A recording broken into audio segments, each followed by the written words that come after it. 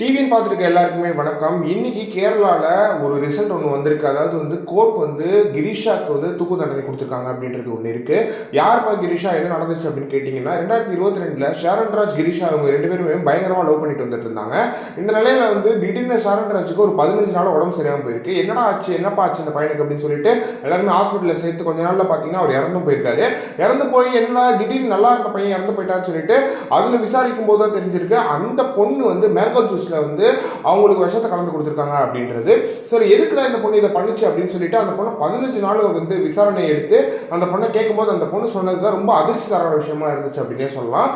அதுல அந்த பொண்ணு சொல்லும்போது என்ன சொல்லியிருந்தாங்க அப்படின்னு பார்த்தீங்கன்னா, இந்த 15 நாளுமே மட்டும் இல்லாமல் இது எல்லா நாளுமே நான் விஷத்தோட தான், கையில் விஷ பாட்டிலோட தான் நான் போவேன் அவனை பார்க்கறதுக்கே. நீங்கள் என்னைக்கு நான் வெளியே கூப்பிட்டு போனாலும் நான் விஷ பாட்டிலை கையில் வச்சிருப்பேன் அப்படின்னு சொன்னது பயங்கர அதிர்ச்சி தரமான விஷயமா இருந்திருக்கு. மேலும் விசாரிக்கும் போது என்ன சொல்லியிருக்காங்க அப்படின்னு பார்த்தீங்கன்னா, குடும்பத்தில் இருந்த எல்லாருமே ஜோசியத்தை ரொம்பவே விரும்பியிருக்காங்க. ஜோசியத்தை விரும்பினதுனால என்ன சொல்லியிருக்காங்க அப்படின்னு பார்த்தீங்கன்னா, ஜோசியக்காரர் ஒரு விஷயம் சொல்லியிருக்காரு. அதாவது உங்கள் பொண்ணுக்கு 2வது பார்க்குற மாப்பிள்ளை தான் கல்யாணம் பண்ணுவான், அது வேற வழியே கிடையாது இல்லை. ஆனால் முதல்ல பார்க்குற பையன் இருக்கான் இல்லையா, அவனை நீங்கள் கொலை பண்ணா தான் உங்களுக்கு 2வது வர பையன் ரொம்ப நல்லா செழிப்பாக இருப்பான் அப்படின்னு சொல்லியிருக்காங்க இந்த ஜோசியர். இதெல்லாம் நம்புவாங்க அப்படின்றது தெரியல. சரி, இதை நம்பி என்ன பண்ணியிருக்காங்க அப்படின்னு பார்த்தீங்கன்னா, விஷ பாட்டில் கையிலே வச்சுட்டு சரி இதை பண்ணுவோம், போட்டு தள்ளிடுவோம் அப்படின்னு சொல்லிட்டு பண்ணியிருக்காங்க. அது மட்டும் இல்லாமல் இவங்க உண்மையை லவ் பண்ணாங்களான்னு கேட்டிங்கன்னா அதுவும் கிடையாது. இந்த பிளானே அவளை கொலை பண்ணுறதுக்கு தான். அவனை லவ் பண்ணி கொலை பண்ணணும், கொலை பண்ணால் தான் அடுத்த கல்யாணத்தை அவங்க பண்ண முடியும் அப்படின்ற ஒரே காரணத்துக்காக இதை பண்ணியிருக்காங்க அப்படின்னே சொல்லலாம். ஒரு பயங்கர அதிர்ச்சிகரமான விஷயமா இருந்துச்சு இது. இன்னுமா ஜோசியர்களால இவ்வளோ நம்பிக்கை வச்சிருக்கீங்க அப்படின்ற ஒரு கஷ்டத்தை கொடுக்குது இதை பார்க்கும்போது அப்படின்னே சொல்லலாம். ஓகே, இதெல்லாம் ஒரு பக்கம் இருக்க இல்லை. இப்போ அந்த பொண்ணுக்கு தூக்கு தண்டனை கொடுத்துருக்காங்க அப்படின்றது ஒன்று இருக்கு. இதை எல்லாருமே ரொம்ப சந்தோஷமா கொண்டாடிட்டு வந்துட்டு இருக்காங்க அப்படின்னே சொல்லலாம். இதுல சந்தோஷமாக கொண்டாடுறதுக்கு ஒன்றுமே இல்லை அப்படின்ற மாதிரி இருக்குது. ஏன்னா இந்த மாதிரியான ஒரு டாக்ஸிக் சொசைட்டியில் நம்ம வாழ்கிறோன்ற பயம் உங்களுக்கு இருக்கணும்.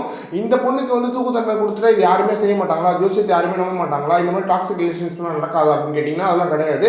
அதுக்கு பதிலாக அன்பை போதிக்கணும். அன்பை போதிச்சா மட்டும்தான் இங்கே எல்லாமே மாறும் அப்படின்றதுல எந்த ஒரு மாற்றமே கிடையாது. அதை விட்டுட்டு அவங்களுக்கு தூக்கு தண்டனை கொடுத்ததுக்கு நீங்கள் சந்தோஷப்படுறதா இருக்கட்டும், யாருக்குமே சரி, ஒரு கொலை ஒரு கொலை பண்ணுறதோ இல்லைன்னா ஒரு தூக்கு தண்டனை கொடுக்குறதோ ஒருத்தர் செஞ்சதே அவர் திருப்பி செய்யறதோ அதுக்கான பதிலாக இருக்க போகிறது கிடையாது அப்படின்றது ஒன்று இருக்குது.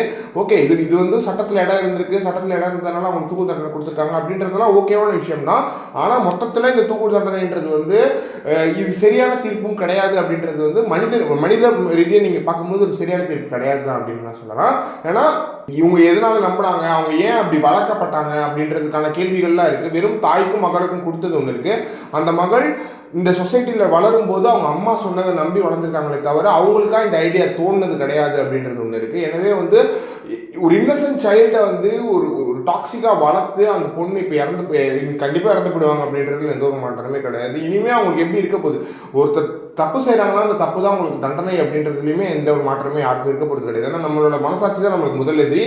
நம்ம மனசாட்சி நம்மளை நீங்கள் என்ன தவறு செஞ்சாலும் அது துரத்தும் அப்படின்றது ஒன்று இருக்குது. எனவே இந்த மாதிரியான டாக்ஸிக் ரிலேஷன்ஷிப்ஸ் இருந்துச்சுன்னா உடனே அதை விட்டு வெளியே வந்துடணும். வெளியே வந்துட்டு அந்த டாக்ஸிக்காக இருக்கிற பர்சன் கிட்ட ஒரு அட்வைஸ் கொடுங்க, இந்த மாதிரி சரி பண்ணுங்க, உனக்கு ஏதோ பிரச்சனை இருக்குது அப்படின்றத சரி பண்ணுங்க, நல்ல ஒரு சொசைட்டியை நம்ம உருவாக்கணும் அப்படின்றது ஒன்று இருக்குது. ஏன்னா இது ரொம்ப மோசமாக போயிட்டே இருக்குது அப்படின்றதுல எந்த ஒரு மாற்றமே கிடையாது. இதை பற்றி நீங்கள் என்ன நினைக்கிறீங்க? இந்த நியூஸ் கேட்டோன்னே உங்களுக்கும் சந்தோஷமாக இருந்துச்சா அப்படின்றத மறக்காம கமெண்ட் பாக்ஸ்ல சொல்லுங்கள்.